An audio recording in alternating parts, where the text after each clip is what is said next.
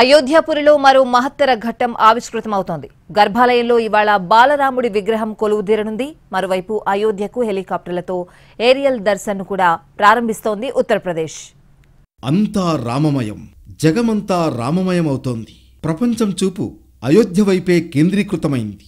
అయోధ్య శ్రీరాముడి ఆగమనానికి విశ్వమంతా ఎదురుచూస్తున్న సమయం ఆసన్నమవుతోంది. బాలరాముడు బుడిబుడి అడుగులతో రామమందిరానికి చేరుకున్నాడు. ఇవాళ గర్భాలయంలో రాముడి విగ్రహం కొలువుదీరనుంది. నిన్న కలశయాత్ర జరిగింది. మధ్యాహ్నం సరయూ నది నుంచి పుణ్యజలాలను రామమందిరానికి తీసుకొచ్చారు. అయోధ్య రామమందిరంలోకి సరయూ నది పుణ్యజలాలు చేరుకున్నాయి.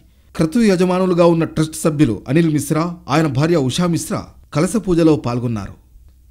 సోమవారం ప్రాణప్రతిష్ఠ కార్యక్రమం అత్యంత అట్టహాసంగా జరగబోతోంది. ముందస్తుగా జరిగే పూజా కార్యక్రమాలను వారణాసి వేద పండితులు నిర్వహిస్తున్నారు. గణేశ్వర శాస్త్రి ద్రవిడ్ పూజా కార్యక్రమాలను సమన్వయపరుస్తుండగా మరో ప్రధాన అర్చకులు లక్ష్మీకాంత్ దీక్షిత్ నేతృత్వం వహిస్తున్నారు. మరోవైపు ఏరియల్ దర్శన్కు శ్రీకారం చుడుతోంది ఉత్తరప్రదేశ్ టూరిజం శాఖ. 6 జిల్లాల నుంచి అయోధ్యకు హెలికాప్టర్లతో సర్వీసును ప్రారంభిస్తోంది.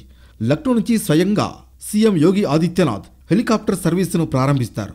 మొదటి దశలో గోరఖ్పూర్, వారణాసి, లక్నో, ప్రయాగ్రాజ్, మధుర, ఆగ్రాల నుంచి హెలికాప్టర్ సేవలను అందుబాటులోకి తెస్తారు. తర్వాత రెస్పాన్స్ను బట్టి మిగతా జిల్లాలకు సైతం విస్తరిస్తారని అధికారులు చెబుతున్నారు. అయితే హెలికాప్టర్ సర్వీసులను ముందుగా యాత్రికులు బుక్ చేసుకోవాల్సి ఉంటుంది. దీనికి ఫీజు కూడా పెట్టింది ప్రభుత్వం. ఏరియల్ దర్శన్ కేవలం 15 నిమిషాలు మాత్రమే ఉంటుంది. దీనికి ఛార్జ్ 3,538 రూపాయలుగా ఫిక్స్ చేశారు.